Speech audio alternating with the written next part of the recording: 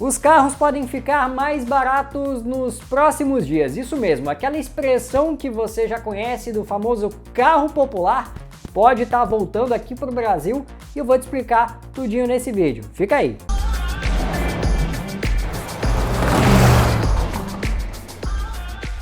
Quando a gente fala de carro popular, muita gente associa diretamente àqueles carros da década de 90. Muitos deles vieram realmente bastante básicos, e bota básico nisso, viu? Tinha carro que vinha sem calota, alguns vinham até sem retrovisor direito externo, que na época não era obrigatório.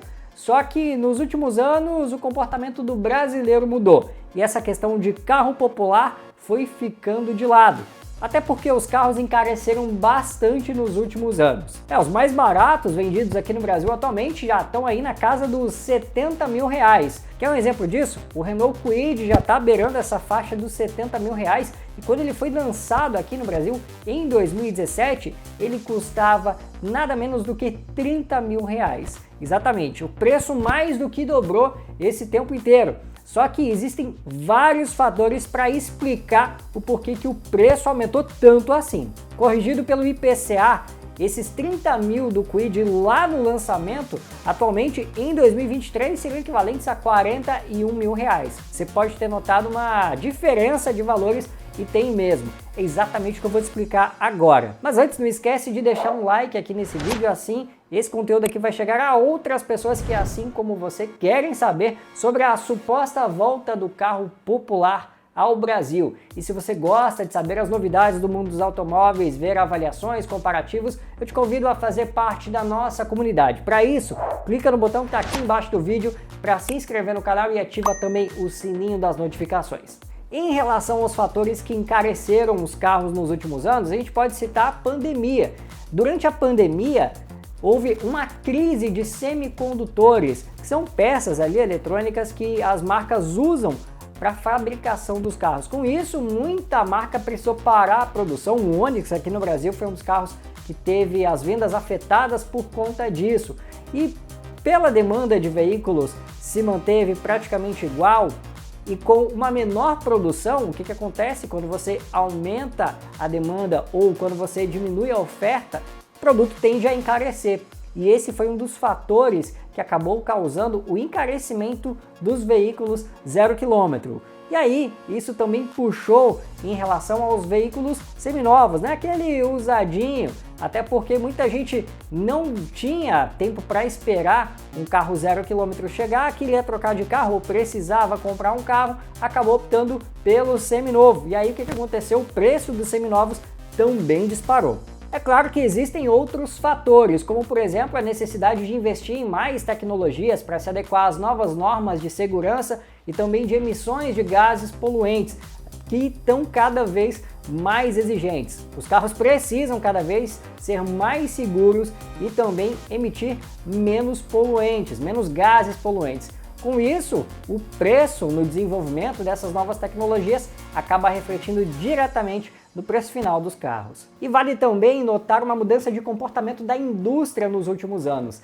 Antes, a indústria ganhava no volume, ou seja, eles tinham uma margem de lucro menor para cada carro, mas quanto mais vendessem, mais eles conseguiam lucro. Nos últimos anos, não, a indústria preferiu fazer carros mais rentáveis e que até vendessem menos. Só que nos últimos anos a indústria aqui no Brasil não está no momento favorável não. As vendas caíram e com isso também a margem de lucro, mesmo com esses carros mais rentáveis, né, em que as marcas têm uma margem de lucro maior, e aí a situação realmente não está favorável para o segmento automotivo. Também entram alguns fatores econômicos, como por exemplo a alta da inflação. O que acontece quando a inflação sobe? O Comitê de Política Monetária do Banco Central eleva a taxa Selic, que é uma taxa básica de juros, uma maneira de desincentivar o consumo, e com isso acaba elevando o preço do crédito. O crédito acaba ficando mais caro, então as parcelas do financiamento ficam mais caras porque existe uma tendência maior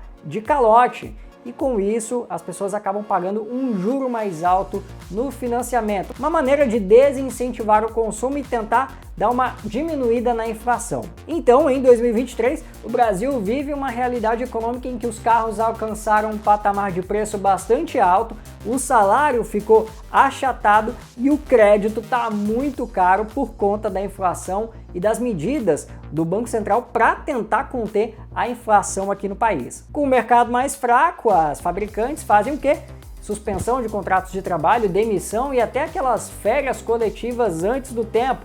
Tudo para não interferir na produção, para não produzir carro demais e ficarem os estoques parados nos pátios. Mas de um tempo para cá, voltou-se a falar naquela coisa de carro popular, o que vai um pouquinho contra o que o brasileiro quer. Até porque nos últimos anos o consumidor ficou cada vez mais exigente. Ele quer itens que antes eram considerados de luxo, como ar-condicionado, direção hidráulica ou direção elétrica, vidros e travas elétricas. O carro tá tão caro que o brasileiro não tá errado em querer esses itens não, viu? E o que acontece? Isso basicamente limita a possibilidade das fabricantes cortarem itens nos carros, porque se elas cortarem, os carros até ficam mais baratos, mas no fim das contas, pouca gente vai acabar querendo comprar esses carros. Olha, mas nos últimos dias ganhou notoriedade na imprensa uma movimentação entre o governo federal e representantes do segmento, marcas, para que haja uma movimentação, uma tentativa de voltar a aquecer esse mercado que é tão importante para a economia brasileira. Segundo informações noticiadas pela Folha de São Paulo, existem aí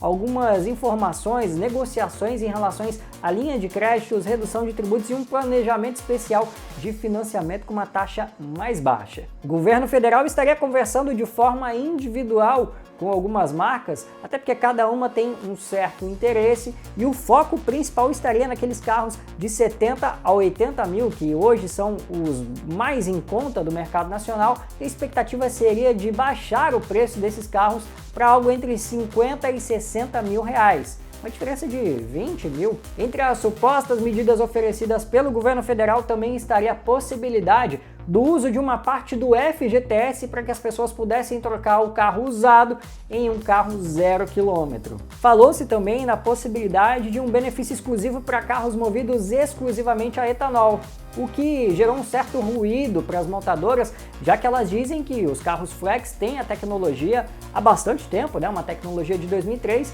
em que esses carros já estão sim prontos para rodar 100% com etanol, que de fato não faria tanto sentido assim. Vale ressaltar que nos últimos anos o Brasil teve uma série de lançamentos, então esses investimentos de carros novos feitos para o mercado aqui, sejam remodelações, novas gerações, esses gastos que as empresas tiveram no desenvolvimento desses carros ainda estão sendo amortizados. Então as fabricantes veem como um ponto negativo essa questão de ter que investir mais para carros que teriam um menor retorno financeiro, então é algo que parece não fazer parte das contas das fabricantes aqui no país. Para as fabricantes, o principal ponto seria mexer na tributação, ou seja, diminuição de impostos. E o que acaba pegando aí é o principal imposto que incide sobre veículos, que é o ICMS. Já sai da alçada do governo federal, até porque o ICMS é um imposto estadual. E aí fica essa negociação, o governo querendo que as empresas tirem itens dos carros,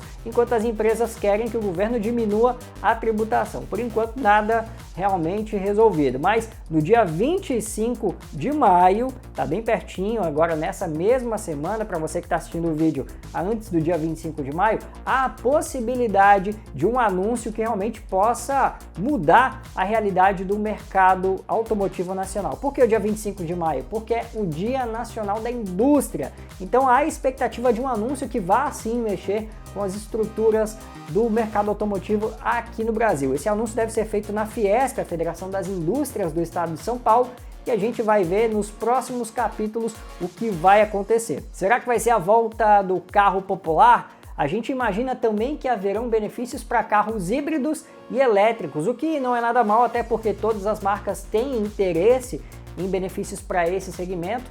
O brasileiro está cada vez mais antenado nessa questão de carro elétrico, são carros muito desejados pelo brasileiro, embora poucas pessoas ainda possam ter devido ao custo deles aqui no Brasil.